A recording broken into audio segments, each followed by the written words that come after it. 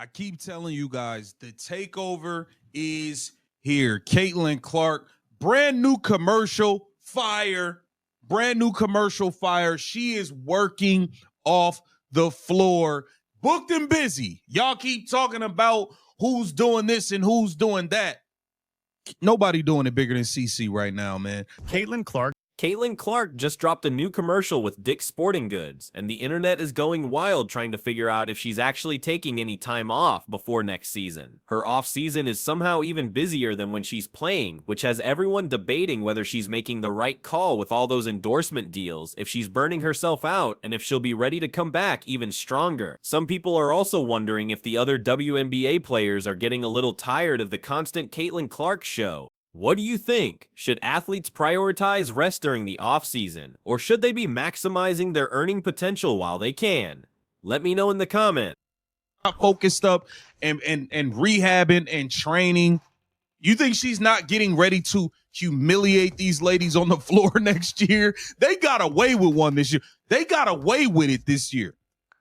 Let's dive into why Caitlin Clark's offseason is a spectacle in itself, because apparently, when you're the most marketable player in women's basketball, taking time off just isn't an option. The new commercial for Dick's Sporting Goods has fans hyped for her return, but it's also raising some valid questions about whether she's getting the rest she desperately needs after last season's grind. And if you thought this was going to be a nice, calm off-season for her, does not seem to be the case. It does not seem to be the case that this is going to be a calm off season off the court, because it genuinely seems like it is.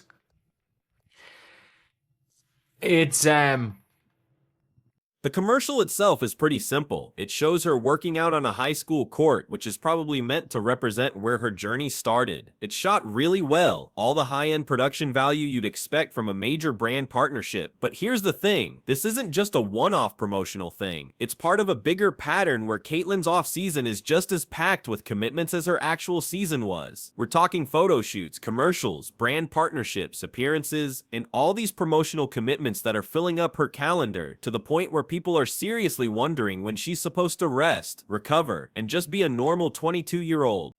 Obviously, it was a massive bummer when Caitlin Clark missed as much of the season as she did. It still feels like a massive bummer. I think that image of her with the towel over her head is entrenched in the minds of many. Just sadness, right? It's like the end of Empire Strikes Back or something. But after that, you need Return of the Jedi.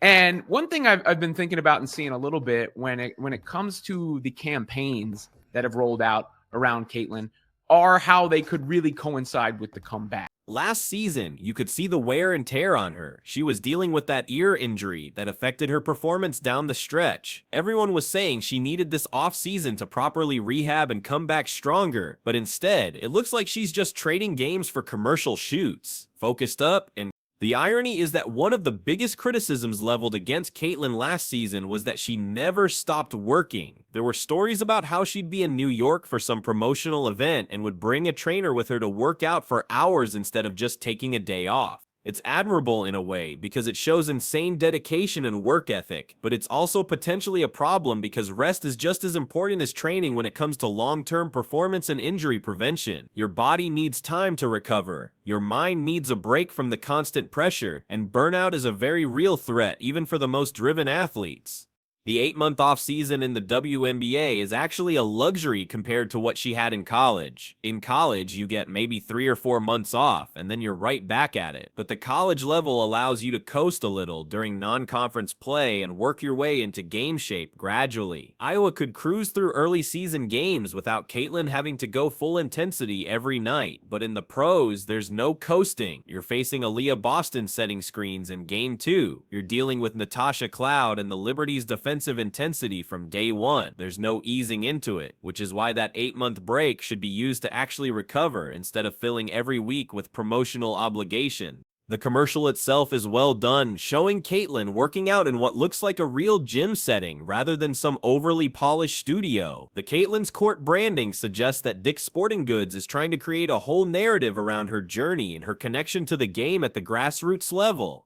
That's smart marketing because it plays into her girl next door appeal. Despite being one of the most talented players in the world, she's not portrayed as some unreachable superstar. She's shown grinding in a regular gym, just like the kids watching at home might do. But the behind-the-scenes aspect raises questions about how much Caitlyn is actually prioritizing her physical recovery. She's been visible at fever events, she's doing these commercial shoots, she's maintaining her social media presence, and she's fulfilling all these partnership obligations. That's great for her bank account and her brand, but is it great for her body and her mental health? There's a reason professional athletes in other sports take actual vacations and disappear from the public eye during their off-seasons. They understand that recovery isn't just physical, it's mental too. The financial side of this can't be ignored though.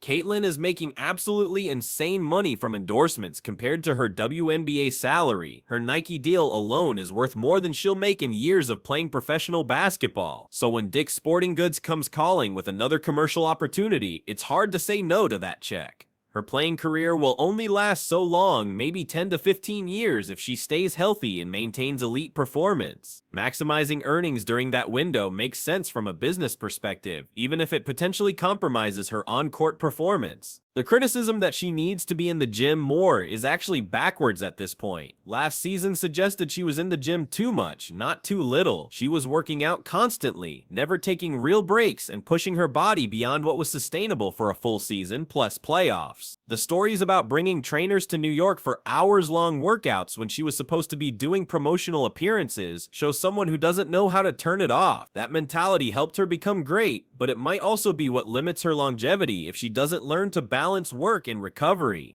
The comparison to her college experience is relevant because at Iowa, she could get away with that approach. The competition level allowed for coasting when necessary, and the shorter season meant she didn't have to sustain peak performance for as long. But the WNBA is a different animal.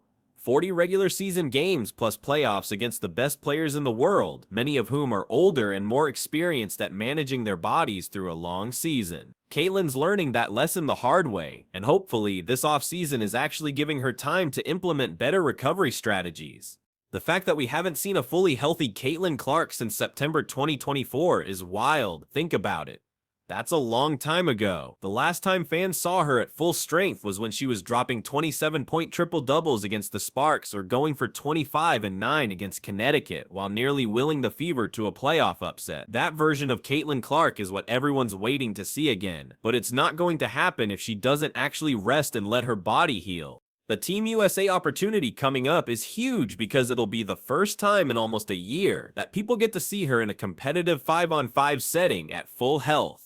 That's assuming she uses this off-season to get healthy rather than running herself into the ground with promotional obligations. If she shows up to Team USA camp still dealing with lingering issues from last season, that's a problem. But if she actually takes time to recover and shows up at 100%, the basketball world is going to remember why she's been the most talked about player in women's basketball for the last 3 years. The commercial with Dick's Sporting Goods is also interesting from a marketing perspective because it keeps Caitlyn relevant during the off-season when the WNBA isn't playing. Most WNBA players disappear from public consciousness between October and May, but Caitlyn is maintaining visibility through partnerships like this. That's valuable for her personal brand and for the WNBA as a whole because it keeps fans engaged in thinking about women's basketball even when there aren't games to watch. But again, there's a cost to that visibility if it comes at the expense of proper rest and recovery. The wildest part of all this is that Caitlyn Clark has probably already exceeded her own wildest dreams in terms of what she's accomplished. UConn didn't recruit her, she wasn't getting Team USA opportunities early in her career, and people doubted whether her game would translate to the professional level. And now she's the most marketable player in women's basketball, with endorsement deals that dwarf anyone else's in the league. She's changed the conversation around the WNBA and brought mainstream attention to women's basketball in ways that hadn't happened before. That's already a success story beyond what most athletes achieve, but success creates its own pressures.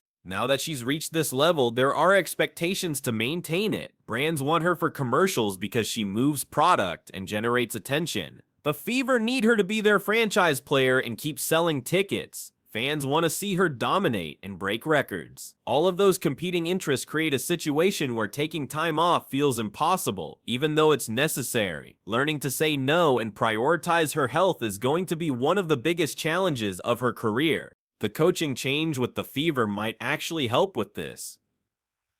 New coaches often bring new perspectives on rest and recovery, and if the Fever's new staff understands that Caitlin was overworked last season, they might implement better load management strategies. That could mean fewer minutes during certain stretches of the season, more strategic rest days, and better monitoring of her physical condition throughout the year. Professional sports have gotten much smarter about this stuff in recent years, and hopefully the Fever are paying attention.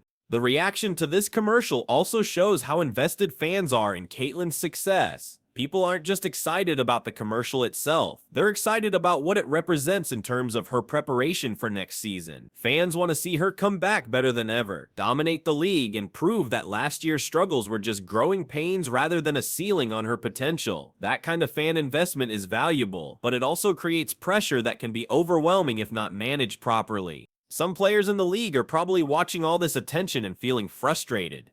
Angel Reese put up solid numbers as a rookie and had her own endorsement deals, but the gap between her visibility and Caitlin's is massive. That's just market reality. Caitlin generates more attention, sells more merchandise, and drives more viewership than anyone else in the league. That's not fair, necessarily, but it's how sports marketing works. The most marketable players get the most opportunities, and that creates disparities that can breed resentment. The question of whether Caitlin has made enough money to never work again is interesting, but probably premature. Yes, her endorsement deals have made her millions, but lifestyle inflation is real. Taxes take a huge chunk, and $10 million isn't as much as it sounds when you're planning for 50 years of life after basketball. She's set up well financially, but she's not at never work again money yet, unless she's extremely disciplined with how she manages what she's earned. That's why continuing to maximize earnings during her playing career makes sense, even if it complicates her rest and recovery situation. The broader conversation this raises is about what the WNBA offseason should look like for star players. Should they be grinding year-round to maximize their potential and earning opportunities, or should they be prioritizing rest and recovery to ensure long-term health and performance?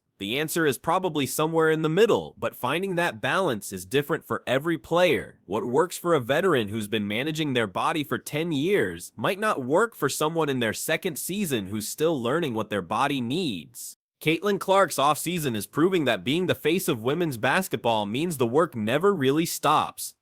Finding the balance between cashing checks and staying healthy is going to define her career moving forward. If you want to keep up with all the behind-the-scenes stuff happening in women's basketball, smash that like button and subscribe because we're covering everything the mainstream media glosses over.